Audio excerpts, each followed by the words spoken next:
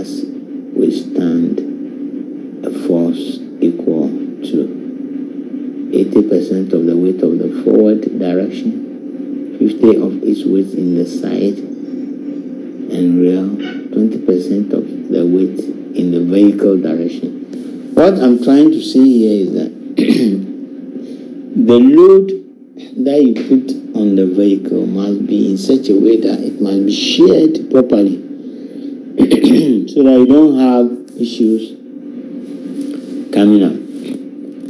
The more, if they are not properly shared, 80% forward direction, 50 at the back, 20, you will not have a balanced situation, and it can even send you into a ditch, or the weight of the vehicle can balance the vehicle into an accident situation. To restrain a load correctly, a driver or owner of forwarder must choose a vehicle that is of the size suitable for the load. Don't go and choose just any vehicle.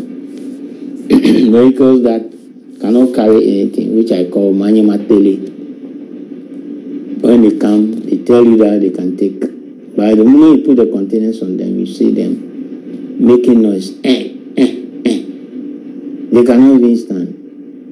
When you leave the containers on them, then they shift it to one side, or they are balancing to one side. Although the container will fall, you have to chop it. Sometimes you have to call in the fire service or put some log to be chopping or wood. So they position the load correctly. When you position your load correctly on the vehicle, you don't have problem. When you use suitable equipment for restraining the load, including using both lashing and attachments that are strong enough to take the load, you are good to go. So 3 issues relating to load position. How long? That's the longitudinal position affecting the handling. So the lateral in the length, the lateral position, we have longitude, lateral, and projection using the danger of the vehicle occupants in the event of a crash. So longitudinal position and ideal longitudinal position of the vehicle results in the axle load being proportional to the design loads.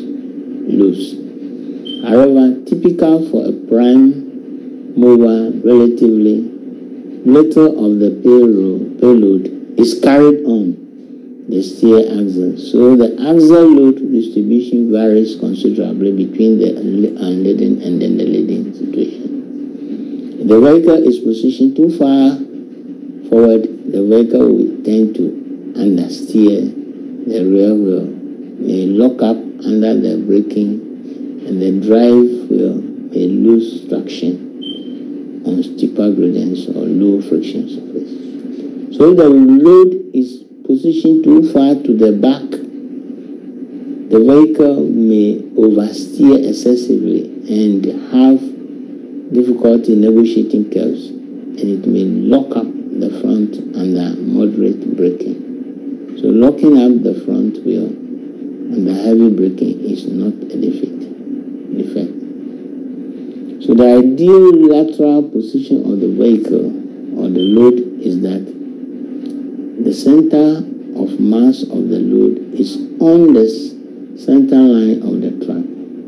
The center of the mass of the load is offset to one side. It reduces the rollover stability of the vehicle when cornering in that direction, and increases the rollover stability when cornering in the opposite direction. With respect to lateral positioning, the degree of offset needs to be sufficient to have made rollover sufficiently more likely. So the conditions of this are: the incorrect lateral load distribution should be obviously visible from the stationary vehicle or position of the vehicle when parked on a flat ground. It should visibly lean to one side. Like I was telling you, when you park the vehicle and you don't load it properly, you will see it. The vehicle should be heavily loaded, and the center of gravity of the load should be relatively high more than 2.8 meters from the ground. The load should be oriented so that any dangerous projections will not injure the occupants of the vehicle in the event of a crash.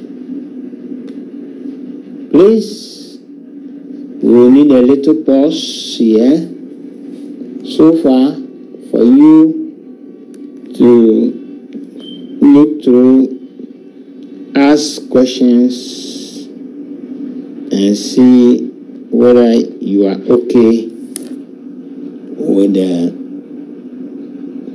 delivery so far for the first part. Thank you.